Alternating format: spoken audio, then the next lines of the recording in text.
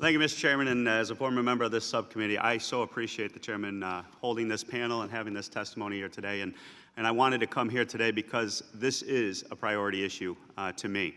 As the youngest of 12 siblings, who was raised by a single mother, who firmly believed that education was the key to getting out of poverty, this is something I'm very personally interested in taking care of. Because when I got out of school, it was $110,000. So like my colleague from Missouri, Mr. Smith, it was a major load to carry. And when I go around my district and I talk to these students and I talk to these kids, and they tell me they're coming out of undergrad with $100,000, $200,000 worth of debt, we are doing a disservice to the next generation. So I come here today having taken a hard look, and many of you on the panel know that I'm drafting legislation as we speak to deal with what I believe is a crisis when it comes to higher educational costs in America and what we're doing to the next generation. And one of our proposed reforms that I am very interested in, and the testimony here got into today, is when I looked at the endowments of our largest universities and colleges, the top 90, 91 university and colleges, each having $1 billion or more of funds in endowments, then I realized that those endowments are being held in a tax-free status. Then I realized that donors get a tax deduction for giving these gifts to these institutions. Then I realized when you do the simple math, for example, and to all the reporters out there, if we just change the rules and force this endowment to be a pot of money to be utilized to reduce tuition for our students, we could have a headline that says, we propose in the crisis for the immediate short-term future that students at these institutions will pay $0 for tuition. $0. And Mr. Gale, your testimony touches upon that a little bit in the Harvard study. And let me just do some math. Harvard, $5.5 billion in returns, tax-free, last year. Total tuition charged to its undergrad population, $360 million. $100 million is given to Harvard from federal and state local sources.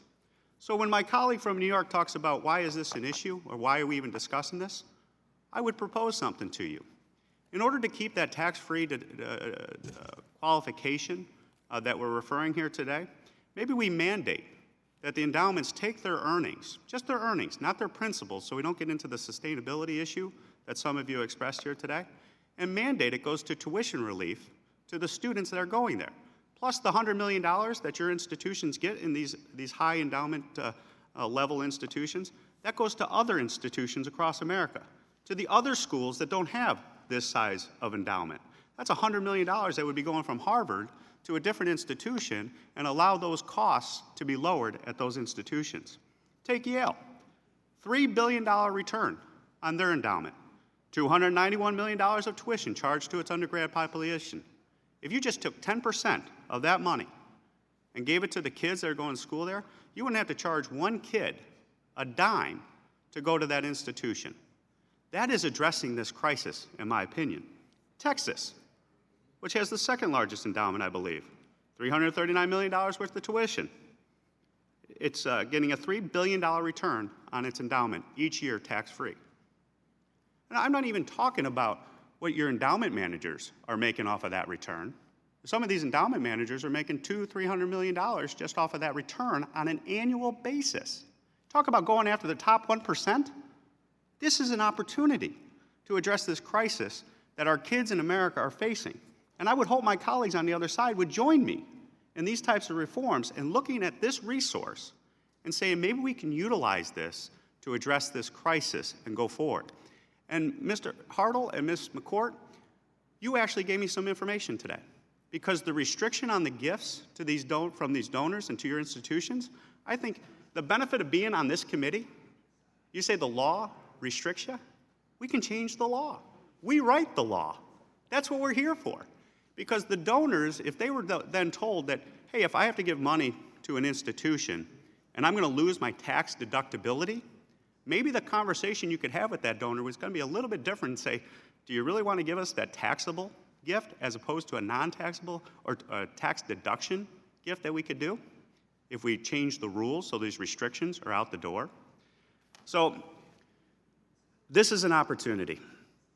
I want to work on reforms that are going to say a headline, we propose zero tuition to the kids of the next generation as we go through this crisis of getting college costs under control.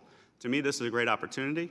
This legislation is being finalized, and I hope my colleagues on the other side of the aisle will join us in this reform and alleviate this debt burden that we are putting on this next generation of kids like myself when I came out of college with $110,000 worth of debt.